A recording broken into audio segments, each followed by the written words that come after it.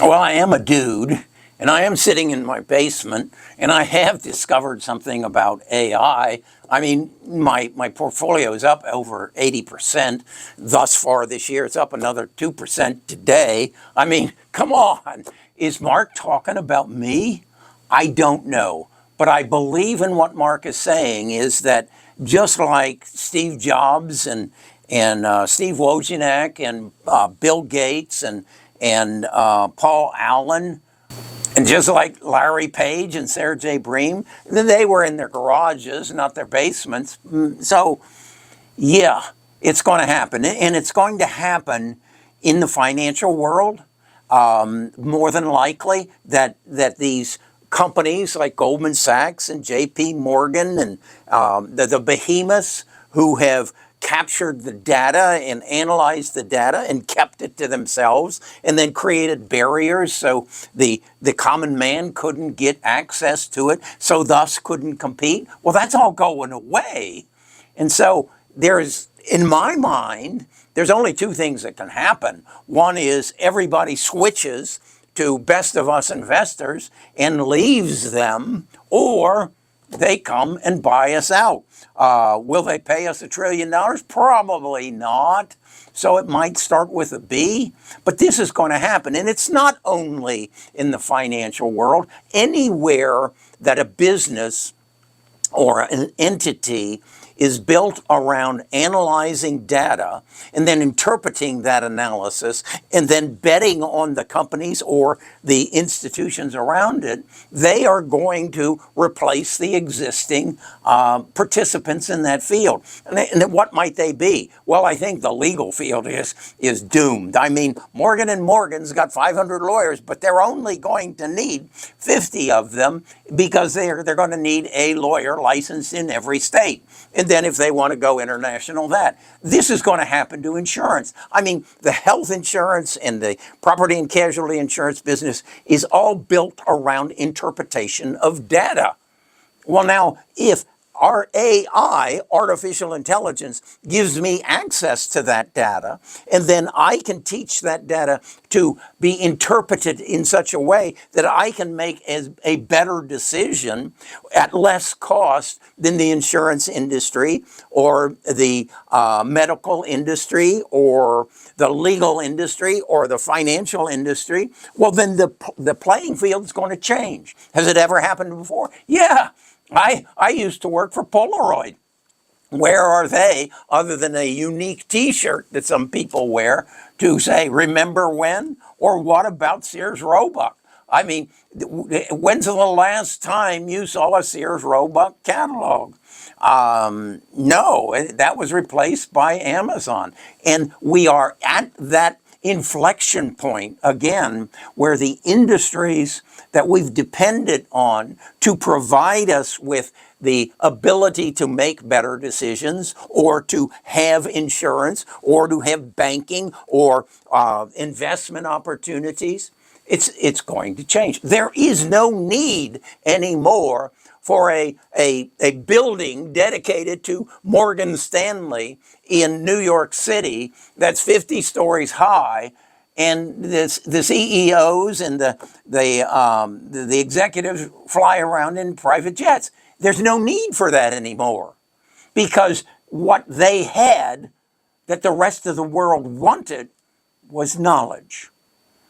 Well, it's available today to those who know how to ask the questions. And so when I look at my portfolio and I say to myself, why is it that the NASDAQ's up 0.04% today and I'm up 0.4%, a tenfold increase? Why is that possible?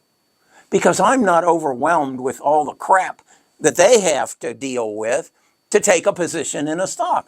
I can take a position in Zeihan or Navitas. I can take a position and benefit from NVIDIA's need for what Navitas is making.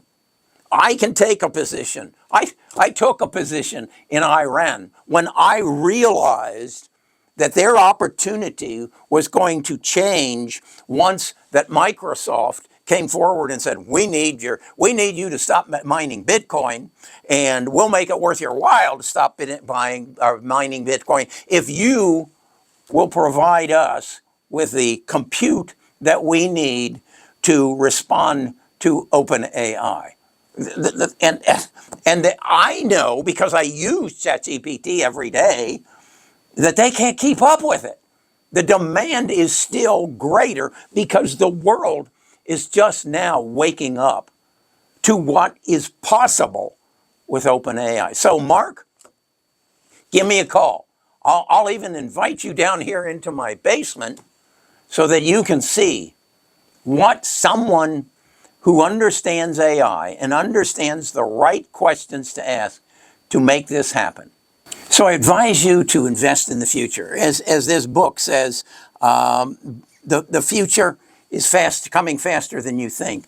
And it's here now. This book was actually written before the era of AI. So they didn't even recognize how fast it is coming. These are the opportunities for you to outperform Wall Street because you're more nimble. You can be more responsive than they can. They have to invest billions of dollars. You only have to invest what you've got.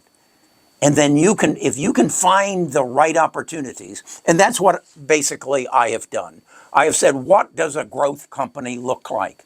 Well, if you run a restaurant or a hardware store, you're growing if your revenues are growing.